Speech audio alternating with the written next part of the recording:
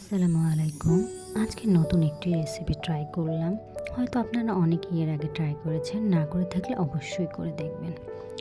যার জন্য প্রথমে দুটো পাউরুটি নিয়ে নিয়েছি, একটা কলা ভালো করে ম্যাশ করে নিলাম, তাতে নিউট্রেলা দিয়ে দিব। নিউট্রেলা এবং কলা ভালো করে মিশিয়ে নিলাম। তারপরে আগে থেকে বাদাম গুঁড়ো করে রেখেছিলাম, বাদাম দিয়ে দিলাম। সব উপকরণ একত্রে মিলিয়ে নিয়েছি।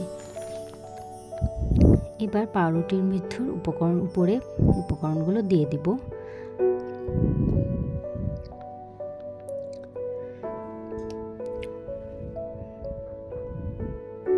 একটার উপর একটা পাউরুটি দিয়ে দিলাম। একটি গোল ছাঁচের মাধ্যমে পাউরুটিগুলো 4 ভাগ করে নিলাম।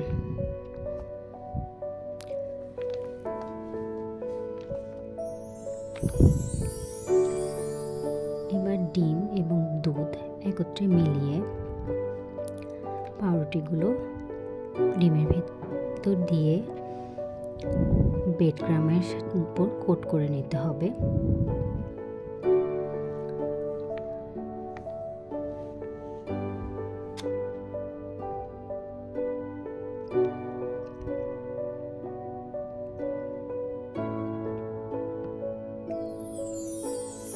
আমি সবগুলো পাউরুটি কোট করে নিয়েছি।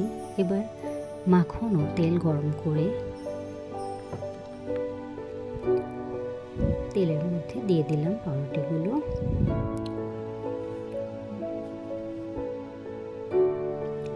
ভালো করে এপিট ওপিট করে ভেজে নিতে হবে।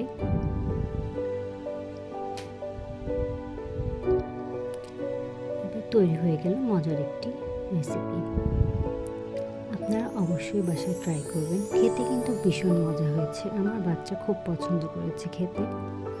আলহামদুলিল্লাহ।